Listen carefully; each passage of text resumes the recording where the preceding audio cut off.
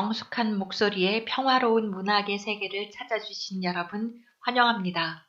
양정신 목사님의 자서전 이 어두움을 비추이다 7번째 이야기 시작합니다. 이 내용을 들으시고 좋다고 생각되시면 구독, 좋아요, 알림 설정은 물론이고 공유 부탁드립니다. 날씨가 많이 추워졌습니다. 우리 모두 감기 조심합시다. 감사합니다.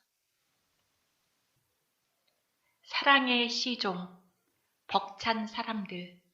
그러나 우연히 한 편지처럼 날라들어온 그 버들잎을 던지고 난 뒤에 어쩐지 내 마음은 설레기 시작했다. 그렇게도 몹시 기다려지던 여름철, 내게는 가장 좋은 계절이었지만 침침하고 무더운 감방은 지겹기만 하였다. 그리고 태양이 그립고 흙이 밟고 싶어 미칠 것만 같았다. 감옥에서는 계절을 모르고 살아야 한다는 인간 생활이 너무 야속하였다. 좋든지 나쁘든지 구약 성경의 인물들처럼 신의 계시라도 받고 싶었으나 어쩐지 꿈도 꿔지지 않았다. 이리하여 손에 쥐고 놓을 줄 모르던 양말 꿰매기도 던져버리고 이때부터는 발 위나 손 위로 기어오르는 빈대를 잡기 시작하였다. 먹고 살겠다고 떼지어 기어오르는 그것들을 잡아 주렁주렁 실에 꿰는 것이 하루의 화풀이였다. 이러한 장난을 계속하며 정말 희망 없는 생활을 보내고 있던 어느 날 에하라 부장의 호출이 있었다. 간수를 통하여 사무실로 오라는 소식을 받았을 때 나는 또 한 번 가슴이 덜컹하였다. 몇 달 동안 그쳤던 그 무서운 고문을 또 당하지 않을까 하는 두려움에서였다. 그러면서도 신락같이 가는 희망이 어느 한 구석에서 떠오르기도 하였다. 희망과 공포 이 두 가지 생각으로 가슴은 마냥 떨렸다. 명령대로 간수의 손에 끌려 직원실로 나갔다. 전과 달리 에하라 부장은 자리에서 일어서며 여기 너희 선생님이 오셨으니 자유를 준다. 집으로 갈 수 있는 것이다. 하고 무뚝뚝한 목소리로 한마디 던지는 것이었다. 이 말이 끝나기도 전에 오카호 교장이 그 뒤에서 다가서며 다정하게 손을 잡는다. 오랫동안 고생했네. 잘못한 일이 없으니 고마운 일일세. 후지자상도 같이 왔으니 학교로 돌아가세. 그 순간 나는 울분이 치밀어 오르는 것을 누를 수가 없었다. 잘못한 일도 없는 사람을 죄인으로 취급할 수가 있다는 말인가. 사람을 죽도록 고생시키고 억울하게 고문을 하고는 한마디의 사과도 없이 그저 나가라고 하는 그들의 불손한 태도가 고문을 받는 것 이상으로 억울하고 불쾌하였다. 그래서 내가 그동안 아무 죄가 없었다면 이렇게까지 무거운 벌을 받지 않으면 안 될 다른 이유가 있었던가요? 명백히 해명해 주기 전에는 물러갈 수 없어요. 정말 나는 죄가 없어요. 억울해요. 하고는 그 자리에 주저앉았다. 교장은 나의 어깨를 툭툭 치며 전쟁 시에는 이런 일도 있는 것이니 아무 말 말고 가는 것이 좋아. 빨리 나가서 건강을 회복하고 학교에 다녀야지. 하시며 밖에 있는 후지다를 불러들인다. 그러나 내 마음에 맺힌 분노는 풀리지 않아. 망할 놈의 나라, 속히 망해버려야지. 하고 소리를 치고 싶었지만 존경하는 선생님과 친구 앞에서 그럴 수가 없었다. 다만 어서 공부해야지 하는 교장의 말이 고마워 입을 다물어 버렸다. 상급생인 후지다는 비틀거리는 나를 단단히 붙잡고 문 밖에 세워두었던 차에 올랐다. 교도소를 나서자 우리는 그 근방에 있는 목욕탕으로 가서 몸을 씻고 머리를 손질했다. 후지다는 나의 파리해진 몰골을 보고 여러 번 한숨을 쉬며 혀를 찼다. 목욕탕에서 나와 다시 차에 올라 하숙집으로 돌아오는 길에서 몇 번이나 현기증을 일으켰다. 찌는 듯한 더운 날씨였건만 가끔 몸에서는 오한이 일고 눈앞으로 그늘이 드리워지곤 하였다. 나는 조국의 온돌방이 갑자기 그리워졌다. 그리고 나를 따뜻이 맞아줄 사람이 없다는 생각이 들자 가슴이 답답해짐을 느꼈다. 그러나 그 슬픔을 나타내지 않으려고 동행하는 후지다에게 아무 말도 못한 채 고개를 숙이고 있었다. 후지다는 내 손을 쥐고 등을 손으로 받쳐주며 나지막한 목소리로 말했다. 고향으로 돌아가 몇 달 쉬고 다시 와서 공부를 하는 것이 좋을 것 같아. 내 생각에는 그것이 양의 건강을 회복할 수 있는 단 하나의 방법일 것 같군. 나는 그가 위로하는 말에 그만 눈물이 쏟아질 것 같아서 입술을 꼭 깨물었다. 차는 하숙집 문 밖에 이르렀다. 바로 그곳은 1년 전에 형사들에게 묶여서 떠나갔던 자리였다. 주인 가와사키는 문 밖까지 나와서 맞아주며 인사하였다. 그러나 그것은 어쩐지 예의를 갖추려는 싸늘한 인사로만 느껴졌다. 1년 동안을 그리워하고 사모했던 보금자리였지만 곰팡내 나는 다다미와 눅눅해진 이부자리가 심란스럽기만 했다. 후지다는 손수 자리를 펴고 눕기를 권하였다. 그리고 그는 곁에 있어 주었으면 좋겠지만 할 수 없이 가야겠어. 하고는 문 밖을 나선다. 그 순간 나는 홀로 자는 것이 무서워졌다. 완전히 탈진한 쇠약해진 몸으로 살아가야만 한다는 것이 슬퍼서 이불에 얼굴을 파묻고 한없이 울었다. 한바탕 울고 나서 조금 진정이 되자 주인 부인은 우동 한 그릇을 만들어 가지고 들어와서 먹기를 권했다. 2홉 3작의 배급살로 허리띠를 조르며 살아가던 그 시대에 있어서 그 우동 한 그릇은 정말 정성 어린 값비싼 음식이었다. 원래 슬픔이 복받칠 때에는 음식을 못 먹는 것이 자연현상이건만 우동 그릇에 눈물을 섞어가며 흐느끼면서 그 한 그릇을 다 비웠다. 그리고 잠깐 잠이 들었다. 이때 이상한 인기척이 꿈결같이 들려왔다. 나도 모르게 놀라며 누구요? 하고 겁에 질려 소리를 질렀다. 잠을 깨워서 미안하군. 살아서 만나게 되어 기쁘구나. 하고 손을 잡는 이는 신보의 어머니였다. 너무나 반가운 사람이어서 벌떡 몸을 일으키려 했으나 긴장이 풀린 탓인지 허리가 말을 듣지 않았다. 간신히 일어나 앉는 내 손을 잡고 머리를 숙여 하나님 하는 그의 눈에서는 붉은 눈물이 방울방울 떨어졌다. 그때 그 어머니 뒤에 앉아있던 신보도 한 걸음 다가앉으며 너무너무 고생했어. 나는 면목이 없어. 우리 일본의 크나큰 죄악을 어쩌면 좋을지. 정말 일본 사람으로서 할 말이 없어. 하고 무겁게 말한다. 이렇게 사죄하는 그의 한마디 말은 고문으로 깊이 상한 상처에 기름을 바르는 듯 시원하였다. 그러면서 일본 사람으로서 나는 할 말이 없어 하는 그의 말이 어쩐지 마음에 걸렸다. 그것은 다정한 그와 나 사이에 국경이라는 선을 두고 멀어지는 것만 같았기 때문이었다. 신보는 골로에 차를 올려놓으며 여하튼 과거는 잊어버리기로 하고 건강을 회복하도록 해야지. 그리고 공부를 해야 돼. 배우는 것만이 자기의 것이야. 하고 중얼거린다. 나는 그의 말을 이어 심각한 표정을 지으며 말했다. 정말 이젠 신보보다 훨씬 뒤떨어졌으니 어떻게 해? 이 말을 들은 그는 웃으며 말했다. 정말 형무소가 무서운 곳이로군. 저 입에서 그런 말이 나오는 것을 보니 정말 약해졌나 봐. 걱정 마라. 나도 작년 12월부터 도서관에서 혼자 공부를 했을 뿐이고 학교는 휴학했어. 서둘러서 공부를 빨리 하는 것이 지금에 있어서는 이루을 것이 없기 때문에. 나는 이 말을 믿을 수 없었다. 정말? 왜? 하며 의아한 빛을 보였다. 이때 옆에 있던 그의 어머니가 아들의 말을 증명해 주었다. 사실 이 시대에는 공부를 빨리 하는 것도 별로 반갑지 않아. 전지에나 끌려가기 십상인걸. 천천히 하는 것이 좋아. 이러고 있는 동안 골로에서 쉿 하고 물이 끓는다. 신보의 어머니는 재빨리 불을 끄고 차주전자를 내려서 차를 따라 주었다. 그것은 보리차였다. 신보는 차를 마시며 천천히 이야기를 시작했다. 양이 어떻게 생각하는지 모르지만 나는 정말 양심적으로 당신을 생각하지 않을 수 없었어. 억울한 누명을 쓰고 그렇게 고생하는데 나마저 쉬지 않고 공부를 계속한다면 양은 너무도 큰 피해를 입게 된다고 생각했어.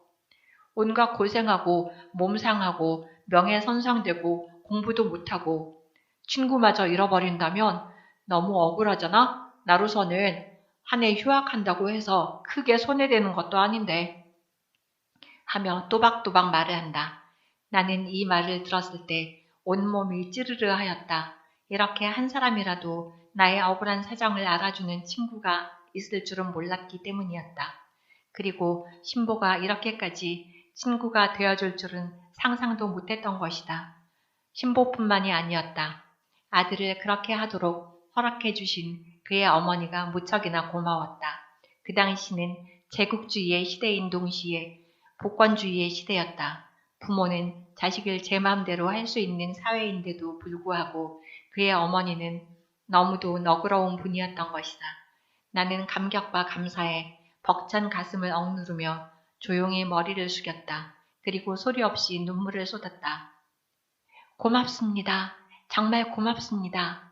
그 마음을 이해하지 못한 것을 용서해줘요. 그리고 작년 겨울 어느 날 새벽에 십자가로 가까이 하는 찬송가를 제가 있는 감옥의 창문 뒤에서 불러주셨죠. 신보는 깜짝 놀라며 외쳤다. 들렸구나. 기적이로군. 인정 많으신 신보의 어머니는 나의 건강을 걱정하셔서 자야 할 테니 돌아가자 하며 아들을 재촉하여 일어섰다. 이튿날 나는 병원에 입원하였다.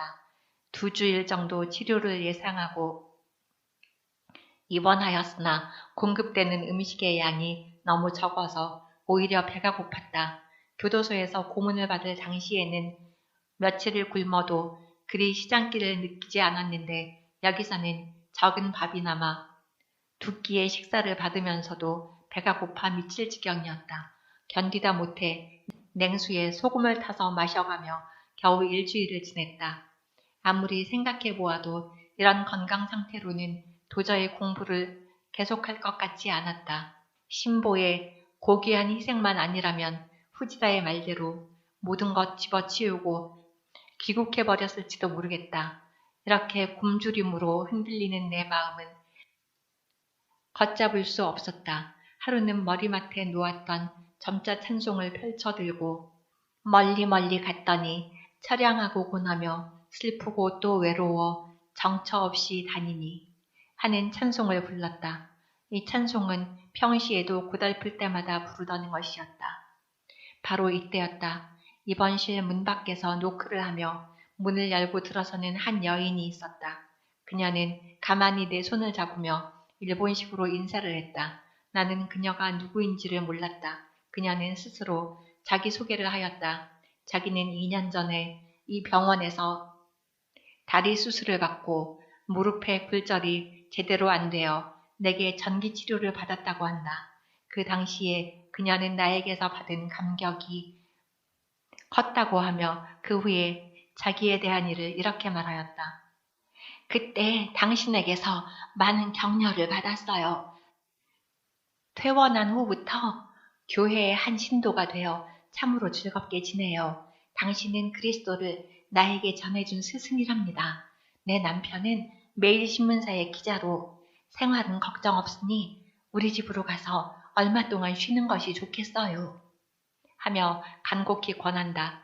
나는 그의 친절을 고맙게 받아들이고 그를 따라갔다. 그의 집은 고베에 있는 고토eng이라는 동네에 있었다.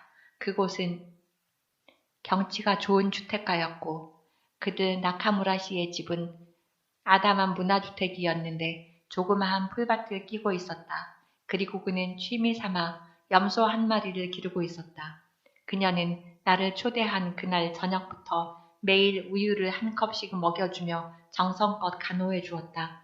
원래 쌀이 귀한 때라서 그 집의 음식도 분량이 많지는 않았으나 병원 음식에는 비할 바가 아니었다. 이렇게 10여일에 걸친 나카무라 부인의 따뜻한 손길은 나를 회복시켜 주었다. 드디어 나 혼자 움직일 수 있을 만큼 건강이 회복되자 가을 학기가 시작되었다. 무지한 형사들이 나를 경멸하던 것과는 정반대로 내 주위에 있던 모든 친구나 스승들은 무척 친절하고 따뜻하였다. 때는 전시인지라 도처에서 사람의 손길이 필요하였다. 그런 까닭으로 병원 원장은 나에게 일터로 복직하라고 소식을 보내왔다. 처음에는 이 소식을 듣고 벅찬 일이라고 생각되었으나 돈을 벌어야 한다는 형편 때문에 용기를 내었다. 더욱이 한 사람의 커다란 희생이 나를 뒷받침하고 있다고 생각할 때 모든 고달픔을 이길 수 있었다. 이리하여 전과 같이 공부하며 일하기를 시작하였다. 몸이 허약해진 탓에 때때로 학교에 나가지 못하기도 했고 강의 시간에 졸기도 했다. 졸고 있는 것을 보고 신보가 위로해 주었다. 양에게 공부하는 것이 무리라는 것은 모든 선생이 아는 바니까 결석을 해도 좋아요. 필기는 내가 잘해줄 테니. 나는 얼굴이 후끈하도록 부끄러웠다. 다른 사람은 남의 짐도 감당하는데 나 자신은 자기 일도 감당 못하여 쩔쩔매는 꼴이 너무나 한심스러웠기 때문이었다. 폭풍 후 그해 겨울 어느 날 밤 병원 근무에서 돌아오는 길이었다. 그날은 진눈깨비가 내리고 바람이 부는 몹시 험한 날씨였다. 눈보라는 뺨을 때리고 지척을 분간할 수 없었다.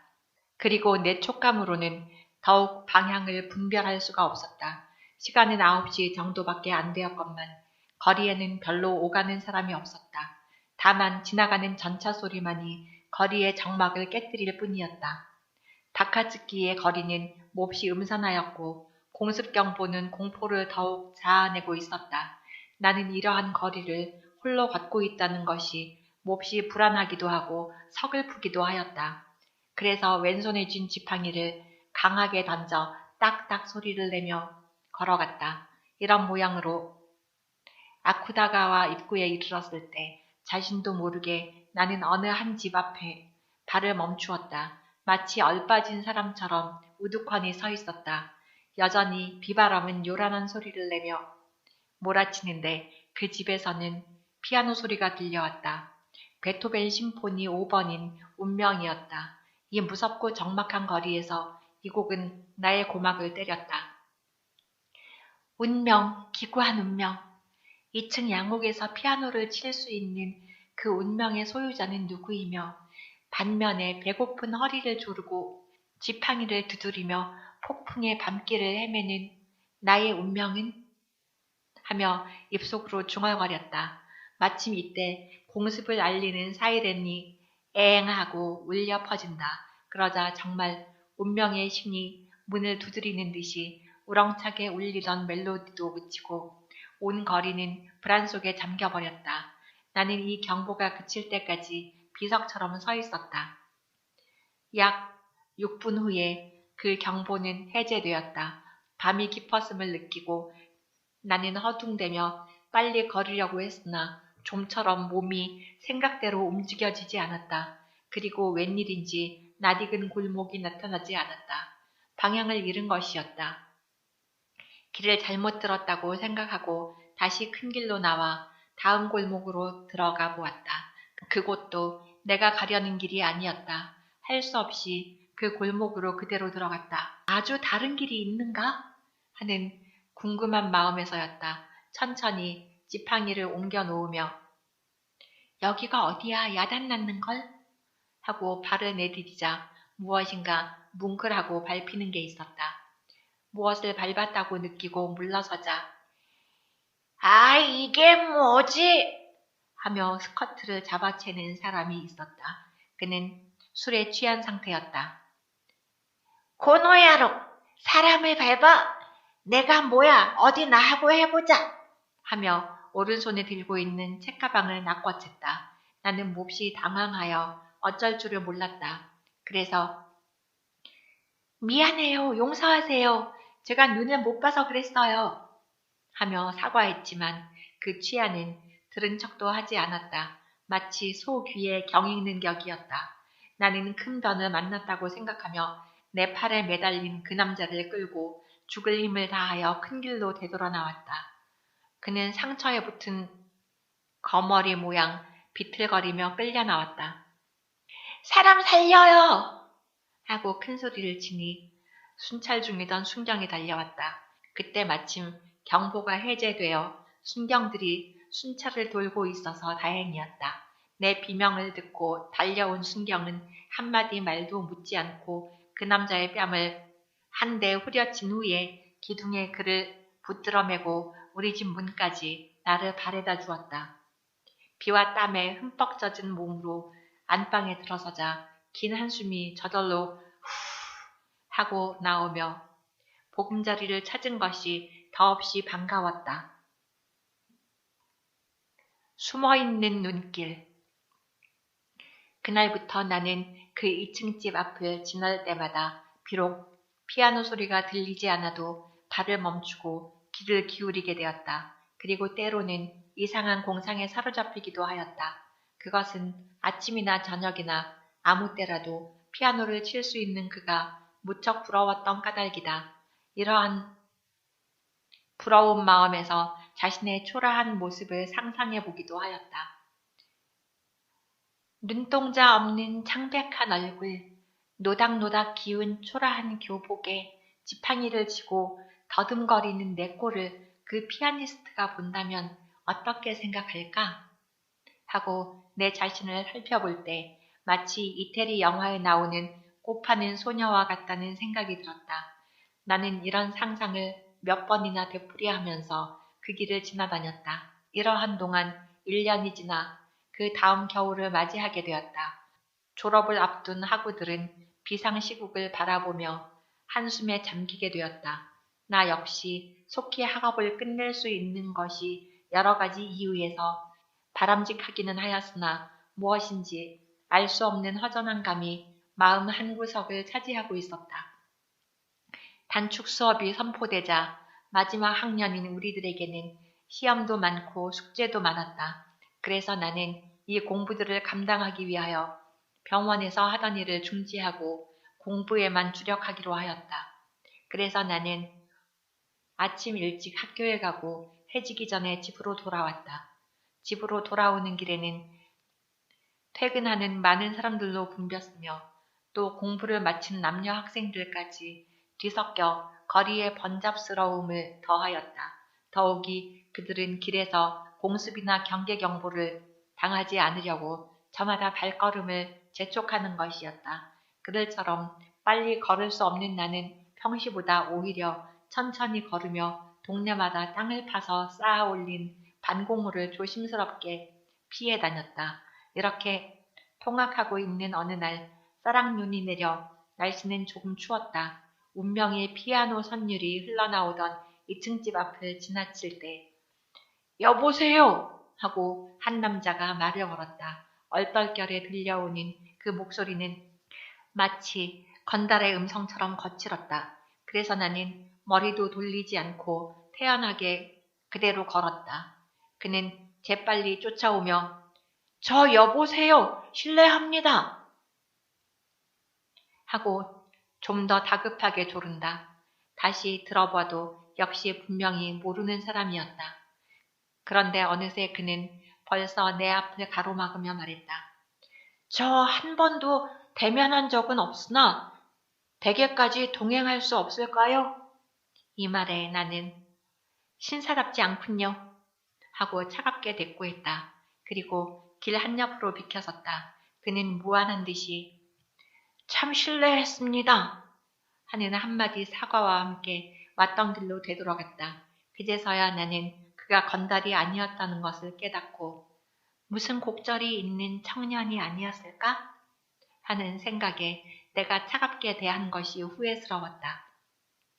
다음 월요일이었다. 나는 임상실습이 있어서 아침 일찍 도서관 앞을 지나고 있었다. 이때 서무개에 있는 다무라가 편지 한 장을 전해주었다.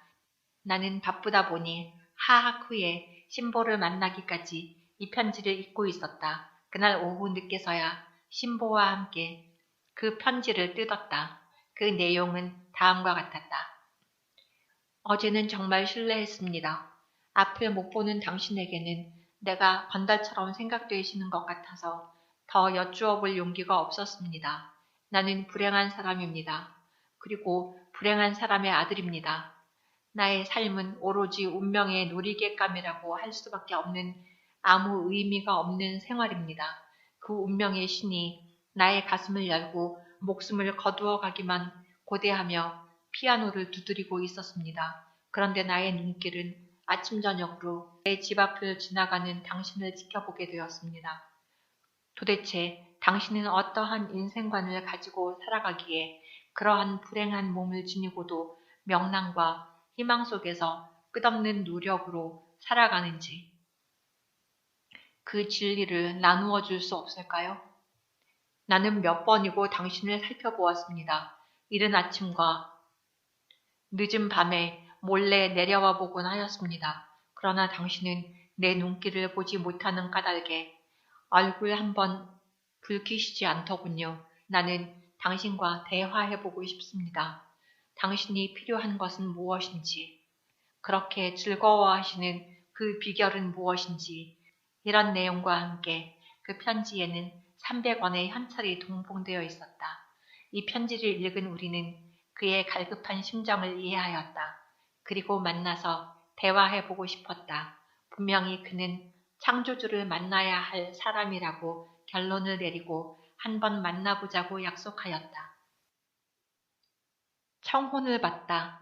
졸업을 앞둔 2달 전 어느 날이었다. 병원에서 급히 해결해야 할 특별한 일이 있어서 나는 밤늦게야 집으로 돌아왔다. 몹시 피곤하고 배도 고팠다. 시장길을 면하려고 아침에 마시다 남은 차 한 잔을 따라 마시며 약간 피로를 풀었다. 그리고는 아침에 어지럽혀 놓았던 책상을 정리하려고 보니 점자로 찍은 몇 장의 낯선 종이가 앞핀에 눌린 채 반드시 놓여 있었다. 그러나 나는 그것을 즉시 읽어보려고 하지 않았고 이상하게 생각하지도 않았다. 왜냐하면 며칠 전에 신보에게 노트를 부탁한 일이 있었던 까닭이다.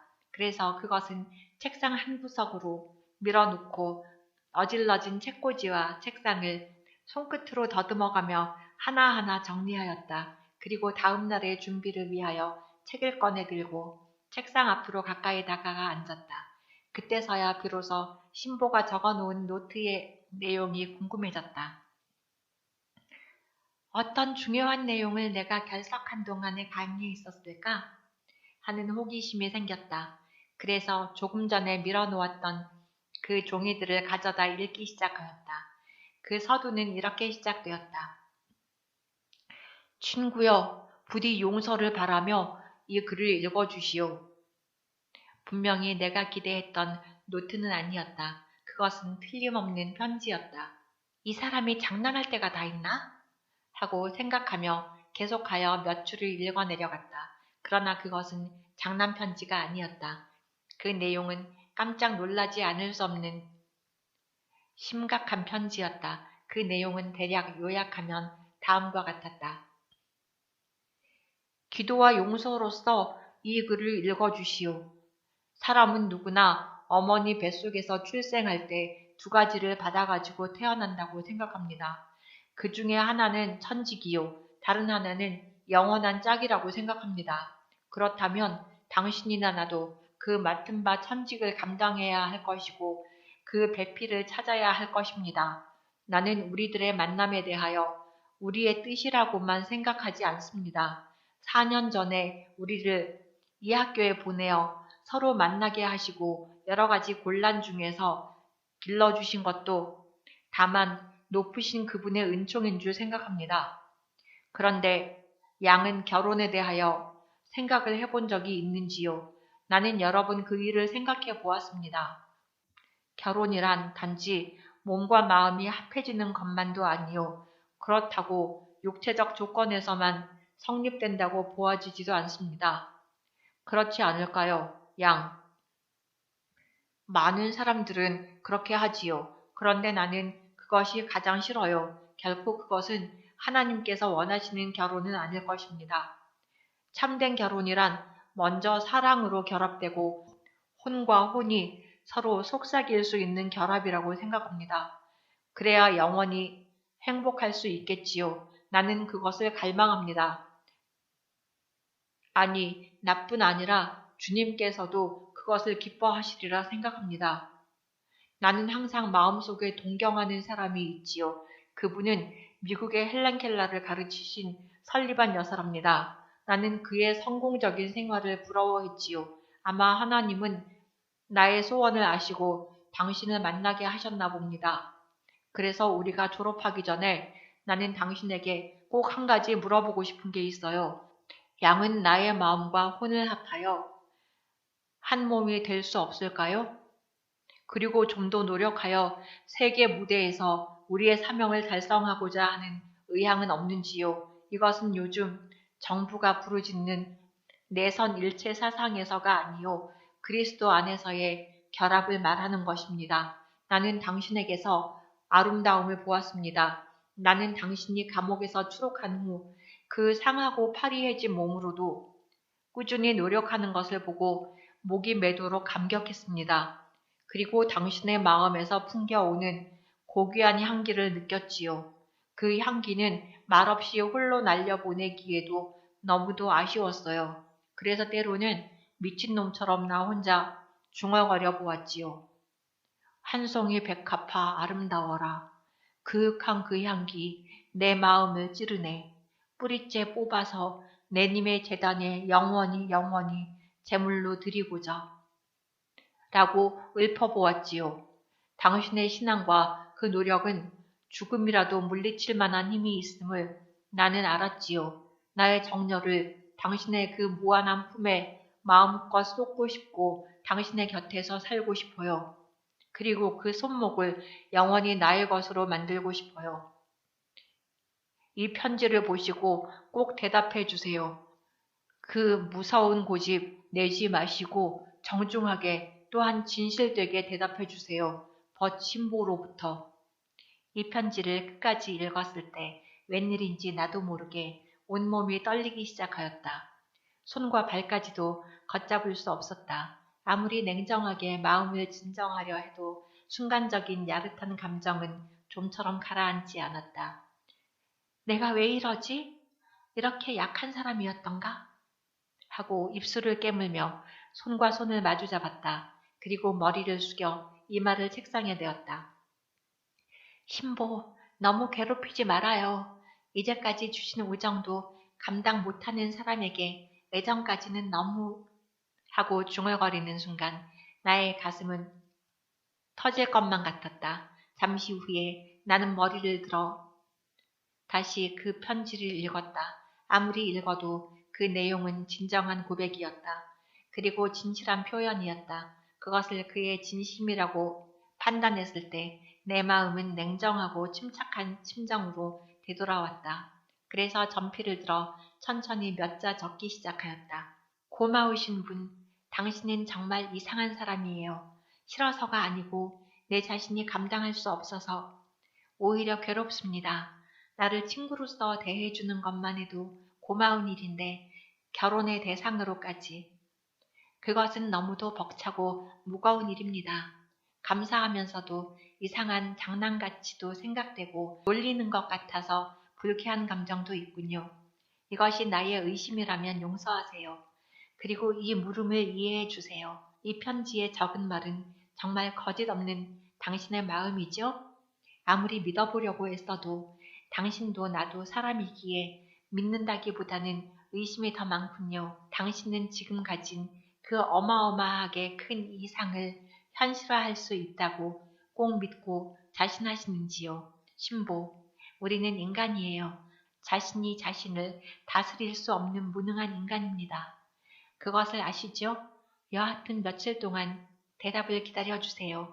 이것은 우리 두 생명에게 있어서 가장 크고 중대한 일이니까요.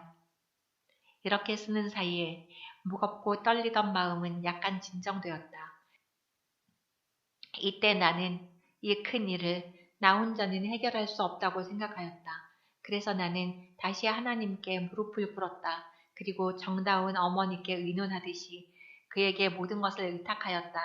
굳은 의지력과 올바른 판단을 주셔서 인격적인 결정을 하는 참다운 존재가 될 수 있게 해달라고 숨김없이 기도하였다.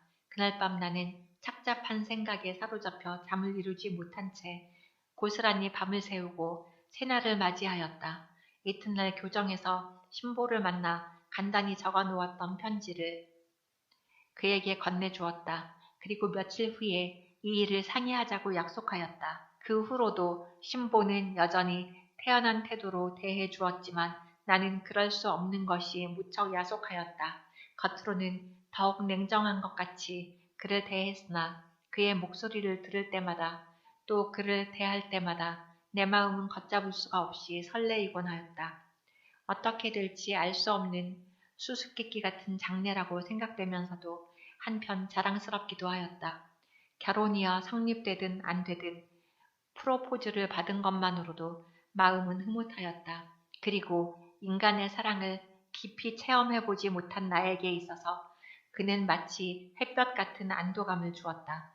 이렇게 기쁨과 불안으로 설레이는 가슴을 안고 사흘을 지냈다. 그리하여 우리는 피차가 기다리는 그리고 두근거리는 가슴을 안고 고요한 방 안에 마주 앉게 되었다. 그 순간 나는 현기증을 일으킬 뻔하였다. 그 이유는 사랑하는 사람의 청혼을 예스로 응해줄 수 없는 불행한 나 자신을 발견했기 때문이었다. 신보의 편지를 받은 후로 나는 새벽마다 일어나 정중히 무릎을 꿇고 하나님께 의논하였다. 그런데 바로 만나기로 약속한 그날 새벽이었다. 나는 신보와 결혼하겠다고 뜻을 결정하고 고요히 책상에 이마를 대고 하나님께 우리들의 장래를 의탁하였다. 하나님이시여, 이 궁극적인 문제를 나 홀로 판단하게 마옵소서. 당신의 지혜와 정의의 판단이 마음을 지배하셔서 이 커다란 문제를 나 개인의 이사대로 결정하게 대답하지 않도록 내 인격 전체를 붙들어 주옵소서. 내가 남의 아내가 될 수 있는 자격을 다른 사람과 같이 가졌는지요.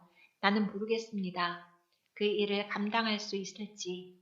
이렇게 기도하는 순간에 번개같이 내 마음을 스치고 지나가는 한 구절의 성구가 생각났다. 여호와여, 주의 장막에 거할 자 누구 오며 주의 성산에 거할 자 누구 오니까. 정직하게 행하며 공의를 일삼으며 그 마음에 진실을 말하며 그 혀로 참소치 아니하고 그 벗에게 행악치 아니하며 그 이웃을 회방치 아니하며 그 눈은 망령된 자를 멸시하며 여호와를 두려워하는 자를 존대하며 그 마음에 서원한 것은 해로울지라도 변치 아니하며. 시편 15편 1절에서 4절. 난 이 놀라운 말씀에 몸부림치며 쓰러졌다. 그리고 소리쳤다. 맞아, 그랬어. 내가 그렇게 기도한 일이 있었지. 그런데 하필이면 왜 그 말씀이 지금 생각날까? 이 순간만이라도 그 말씀이 성경 말씀이 아니었으면. 나는 그 말씀이 성경에서 빠져있기를 바라는 엉뚱한 생각을 품으며 책꽂이에서 시편을 뽑아 들었다. 그리고 나는 그 생명의 말씀을 손끝으로 읽기 시작하였다. 그 말씀은 날카롭게 내 양심을 찔러왔다. 너는 이 말로 여러 번 맹세하고 내가 필요할 때에는 기도의 도구로 삼아왔지. 이제는 그것을 저버리고. 그렇다.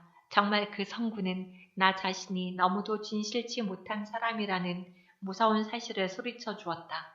나는 중학교 시절에 3년 동안이나 내 앞길에 대하여 기도할 때마다 굳게 맹세하였다.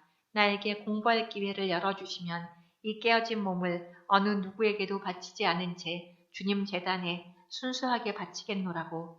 그리고 불쌍한 자들과 함께 시키시는 일을 평생도록 감당하며 충성하겠노라고. 그 외에도 여러 가지 말로써 맹세하며 몇 번이고 되풀이하였다. 그리고는 얼마 동안 그 기도를 깨끗이 잊어버리고 멀고 먼 복잡한 인간의 길을 걸어온 것이다.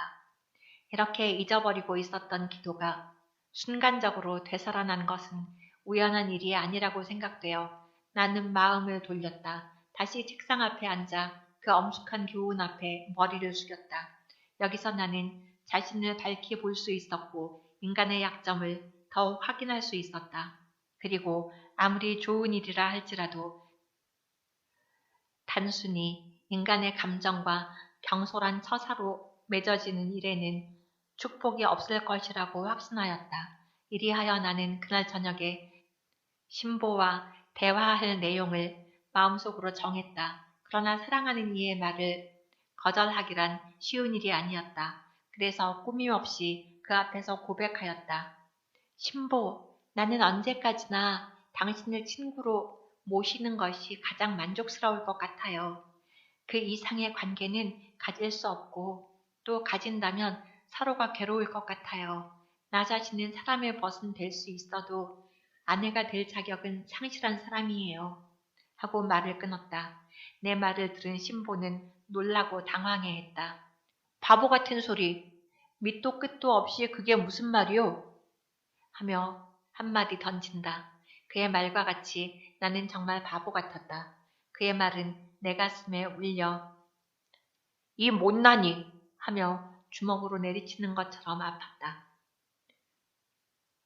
좀 더 구체적으로 말해줘요. 애매한 말에는 오해가 생길 소지가 많으니 확실하게 사실을 말해줘요. 하고 신보는 다가앉으며 물어댄다. 나는 어쩐지 그가 무서웠다. 그것은 이처럼 이성과 마주 앉아 심각한 결정을 내려야 하는 경험은 처음이었던 까닭이다. 그래서 나는 바보처럼 입을 다물고 앉아 있었다. 그러나 나는 내가 해야 할 말을 할 수밖에 없었다. 그래서 용기를 내어 다시 입을 열었다. 신보, 나는 당신을 사랑하기보다는 존경했어요. 그러나 지금은 사랑해요. 사랑하면서 당신의 아내가 될 수 없다는 것은 어폐가 있지만 그러나 그럴 이유가 있어요. 그것은 아무리 당신이 나를 이해한다고 해도 그리고 정신적인 결합을 부르짖는다 해도 육체를 소유한 인간인 이상 나의 육체적 도움이 필요할 때가 있을 거예요. 눈으로 보고 손으로 돕는 일 말이에요. 아무리 사랑한다고 해도 이해한다고 해도 나의 손길이 뻗치지 못할 때 거기에는 피차의 괴로움과 불만이 싹트게 되겠지요. 둘째로 나는 하나님께 서원한 일이 있어요. 이 몸 그대로 주님께 바치겠다고요. 그러니 신앙 양심상 어느 누구의 아내가 될 수 없어요. 셋째로 나는 나의 상처로 말미암은 슬픔을 내 자녀들과 나누기를 원치 않아요. 내가 못 보고 더듬는 꼴을 내 아이들에게는 보이고 싶지 않아요.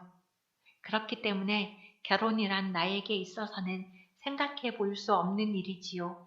인간의 사랑은 지나치면 짐이 되는 것이니 너무 큰 사랑을 내게 주지 마세요.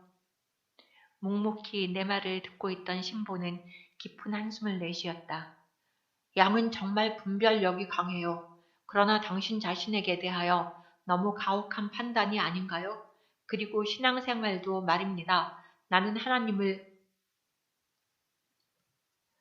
그러한 무자비한 분으로나 두렵고 무서운 분으로만 생각할 것은 아니라고 보는데요. 양이 하나님을 그렇게 생각하는 것은 양이 앞을 보지 못하는 것 이상으로 큰 상처가 마음에 깊이 박힌 까닭이라고 봐요.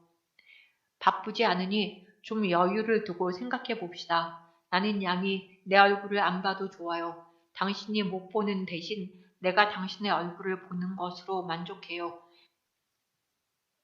그리고 아무 육체적인 도움을 요구하지 않소. 그저 과거 4년처럼 현재와 같이 곁에 있어 주었으면 큰 힘이 되겠소. 그래도 안 돼? 그의 말은 가시가 되어 내 마음을 아프게 하였다. 왜냐하면 그는 나의 4년간 학창 생활에 있어서 너무나 큰 사람이었던 까닭이다. 우리 두 사람은 머리를 숙인 채 한참 동안 침묵을 계속하였다. 한참 후에 신보는 벌떡 일어서며 긴 한숨을 내쉰다. 나는 그의 무거운 기분을 가볍게 해주고 싶었다. 그래서 저 쓸데없는 생각 말고요. 며칠 전에 내게 편지한 그분에게 가서 그의 불행이 무엇인지 좀 알아봐요. 하였다. 신보는 아무 말 없이 창문가로 다가서서 밖을 내다본다. 그러다가는 또 긴 한숨을 내쉰다. 나는 그의 한숨 소리에 가슴이 뭉클해졌다. 그래서 신보 미안해요. 그렇지만 불가피한 사정인걸? 그렇게 한숨만 짓지 말고 밖으로 나가서 넓은 하늘을 쳐다봐요. 별이 많이 떴을 텐데. 하고 웃음을 지었다. 그는 창문가에서 몸을 돌이키며 나 혼자만 봐서 뭐래. 나도 당신같이 눈을 감아버리고 싶어. 하고 퉁명스럽게 대답한다. 나는 태연한 목소리로 말했다. 어머, 그런 말 말아요. 당신이 눈을 가졌기에 두 사람이나 의사를 만들지 않았어요? 의사가 됐으면 뭐래. 사랑하는 사람의 눈을 붙일 수도 없고 그렇다고 눈을 나누어 가질 기술도 없는데 하며 가슴을 두드린다. 나는 도저히 그의 우울한 마음을 풀어줄 수 없다는 생각이 들자 숨이 막히도록 답답하였다. 아이, 나는 신보가 그렇게까지 그럴 줄 몰랐어요. 좀 특별할 줄 알았더니 그렇지도 않군요. 하고 능청을 썰었다. 그는 묵묵히 현관으로 나가다가 입을 열었다. 양, 오늘은 일본식 인사 대신 내 손을 쥐고 악수해줘요. 한 번만이라도 좋으니 꼭 악수를 해줘요. 4년 동안 그는 여러 번 내 손을 잡고 그림을 그리기도 하고 글을 쓰고 때로는 방향을 가르쳐 주기도 하였다. 그러나 내가 그의 손을 잡아본 적은 그때까지 한 번도 없었다. 정말 그가 악수를 청한 것은 그때가 처음이었다. 아무리 화제를 돌려 기분을 바꿔보려고 해도 되지 않아 내 마음도 우울해졌다. 그래서 나는 대담하게 순응하였다. 예, 그러지요.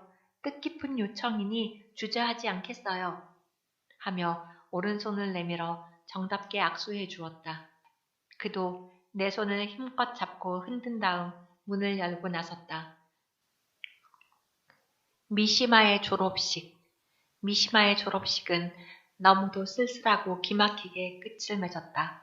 같이 졸업해야 할 많은 그부들이 학도병으로 출정하게 되었고 또 남아있는 사람들이라도 모두 입대를 해야만 할 처지였다.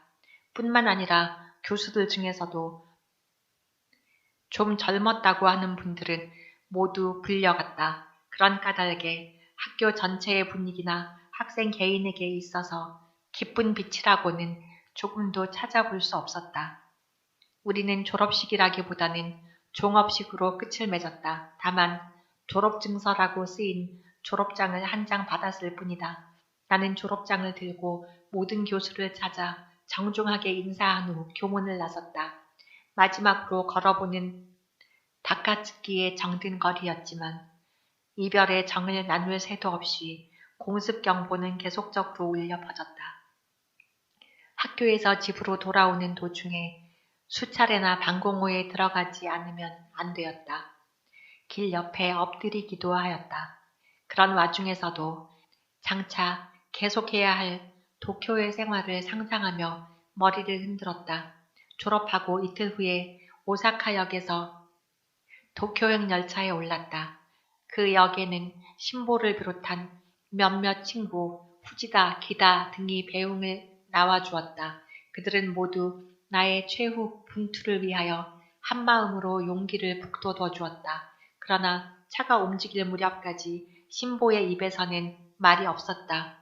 부웅 하는 마지막 기적소리가 울리자 싸늘하게 식은 한 손길이 창문 밖으로 내민 나의 오른손을 힘있게 쥐었는데 그 손끝은 가볍게 떨렸다. 나요, 나. 힘있게 다시 한번 악수? 하며 말끝을 흐렸다. 그는 언제나 함께 있어도 싫지 않은 좋은 멋이었건만 그 순간에는 아무 말도 남기지 못하고 침묵 속에 헤어졌다. 나는 지치고 피곤해진 몸으로 신락 같은 희망을 품고 소아의전 부속병원으로 향하였다. 인턴을 시작하는 첫날부터 무척 서글펐다. 거기에는 오사카에서 나를 아껴주던 이노우에 선생도 다부치 교장도 또한 신보도 없었다. 낯설고 복잡한 거리, 나를 아는 사람도 인정해주는 사람도 없었다. 다시 더듬어 길을 익혀야 했고 온갖 부끄러움과 치욕감을 눌러가며 모든 의사와 간호사, 그 밖에 다른 직원들을 사귀어야만 했다. 가는 곳마다 되풀이되는 똑같은 말과 일들이었다. 앞을 못 보는 맹인이 어떻게 이 일을 하겠다고? 그 용기는 가상하지만 위험하지, 위험해. 내가 있든 없든 이구동성으로 이렇게 수군대는 것이었다. 게다가 낯선 곳이니만큼 나의 서툰 동작은 그들을 더욱 답답하게 만들었을 것이다.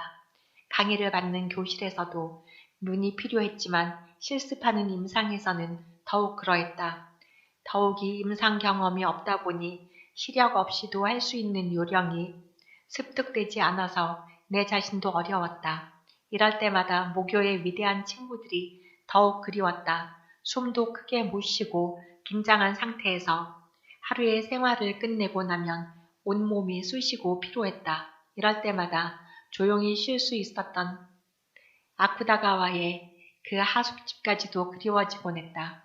그러나 불가능한 일을 상상하는 것보다 앞으로 해야 할 일에 적극적인 방법을 취해야 하겠다고 마음을 굳게 먹었다. 그래서 그 병원의 간호부장을 찾아가 이런 사실을 이야기하고 두 사람의 간호사를 보내달라고 요청하였다.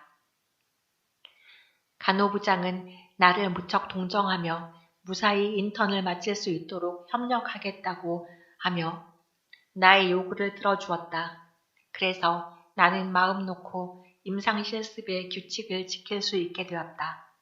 이렇게 새 일터에서 새 사람들과 함께 일하는 기분을 신보에게 편지로 알렸다. 신보는 내가 도쿄로 오기 전에 교토 대학병원으로 지정되어 있었다. 신보, 그곳 병원은 어떤가요?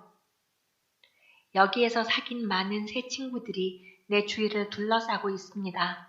그러나 보다 솔직히 말한다면 애정을 대신하여 냉기가 넘쳐서 머리카락까지 얼어붙을 것 같군요. 우리의 성공을 위해서는 보고 싶다는 센티멘탈리즘이 없어야 할 터인데 그 없애는 비결을 아세요? 나는 신보가 참 보고 싶어. 진정과 장난을 섞어서 말이지요. 하는 편지를 써서 붙였다. 이 편지를 우체통에 넣고 돌아오니 벌써 신보에게서 한 장의 편지가 와 있었다. 그 편지에는 후지자키를 만나서 담화한 내용이 대부분이었다. 나는 양을 떠나보내고 돌아오는 길에 후지자키를 만났어요. 그는 한 번도 양을 만나보지 못하고 양이 이 거리를 떠났다는 데 대하여 무척 섭섭해하였소. 그는 정말 불행한 사람이더군요. 자기의 어머니가 누구인지 알지도 못하고 세 사람의 후모를 맞이했으나 모두 자기 집에서 자살했다고 하더군요. 그래서 그는 인생의 삶을 저주하며 운명의 장난으로 생각하고 살아왔대요. 몇 번이나 자기도 자살을 해보려고 했으나 그것도 안 되더라고요. 최후의 자살까지 실패한 자기로서는 불행한 자의 삶의 비결을 배워야겠다고 생각했대요. 이제 그의 손에는 성경이 쥐어져 있고 같이 교회도 나가게 되었습니다. 아직 친구는 아니지만 장차 좋은 친구가 되리라고 믿습니다. 그를 살리는 뜻에서 좋은 편지 많이 해주세요. 나는 편지를 보고 나서 즉시 후지자키에게 사과의 편지를 쓰고 만날 수 있는 기회를 만들어 보겠다고 하였다. 2개월을 도쿄에서 지내는 동안 전쟁의 소식은 점점 무서워지고 많은 사람들이 교회로 빠져나갔다. 그리고 병원 입원실의 환자들도 가능하면 오래 두지 않으려고 하였다. 이렇게 시국이 점점 불안해져 가는 것을 느낀 주위의 사람들은 나에게 귀국하는 것이 좋겠다고 권하였다.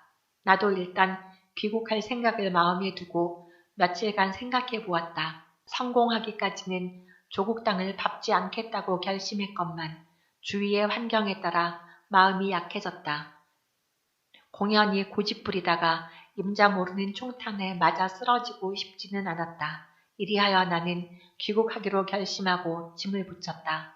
그리고 오사카에 있는 이노우에 선생과 그 밖의 모든 친구들에게 편지를 썼다. 이런 편지를 쓰는 순간 그들이 나를 비웃을 것 같은 불안감도 없지 않았다. 그런데 더욱 불안했던 것은 도쿄를 출발하기 전날 받은 신보의 편지였다. 거기에는 간단한 내용만이 적혀 있었다. 이상한 것은 아무리 생각해도 이상해. 양이 없는 나의 생활은 마치 빈집과 같으니 어쩌면 좋지? 나 역시 그것을 부인할 수 없는 심정이었다. 이 편지가 도착하기 전에는 죽는 것이 무서워서 하던 일을 중지하고 귀국한다는 것은 나의 평생에 오점을 찍는 것 같아서 부끄러웠다. 그런데 이 편지를 받고 보니 4년간을 하루같이 도와준 신보에게 죄를 짓는 것 같아서 무척 불안하였다. 그러나 이미 결정하고 짐을 붙였으니 떠날 수밖에 없다고 스스로 중얼거리며 기차에 올랐다. 오사카로 달리는 기차에서 나는 그 속력이 고르지 않은 것을 보고 분명히 기관차에 보급하는 에너지가 모자란다고 생각했는데 그럴 때마다 기차가 도중에서 멎곤 하였다. 나는 전피를 들어 일기를 쓰기 시작했다. 지치고 정력이 모자라면 쉬는 것이 현명해. 옛날에 가졌던 그 고집, 그 용기는 어디로 갔을까? 용기 없는 사람으로 그를 만나고 싶지는 않은데 내릴까? 말까? 마음이 답답할 때는 이렇게라도 해서 마음을 푸는 것이 나의 습관이었다. 그리고 다시 전피를 들어 신보에게 마지막 편지를 썼다. 놀라지 마세요. 나는 기차 속에서 이 글을 씁니다. 당신의 나라를 떠나는 이 순간 당신의 곁을 거절하던 그날보다 더 괴롭군요. 나를 실패한 사람이라고 보지 마세요. 이제부터는 당신 없는 땅에서 나 홀로 언제까지나 살아가렵니다. 그렇다고 냉정한 사람이라고 보지 마세요. 아마 당신의 모습을 내 마음에서 없앨 수 있는 어떠한 세력도 내 안에는 침입하지 못할 것입니다. 당신의 은혜를 마음속 깊이 간직하며 숨이 끊어질 때까지 부지런히 일하는 일꾼이 되렵니다. 순간적으로나마 결혼이라는 이상을 꿈꾸었고 피차가 사랑을 고백했으니 자주 편지하고 더 깊이 사랑하면 나 자신이 견뎌하지 못할 것 같아서 제 주소를 감추렵니다. 제게 하신 모든 수고는 하나님 나라에만 기록될 것이라고 믿겠습니다. 제게 하신 모든 수고는 하나님 나라에만 기록될 것이라고 믿습니다. 그리고 그것은 우리 자신들 가슴에만 영원히 간직될 것입니다.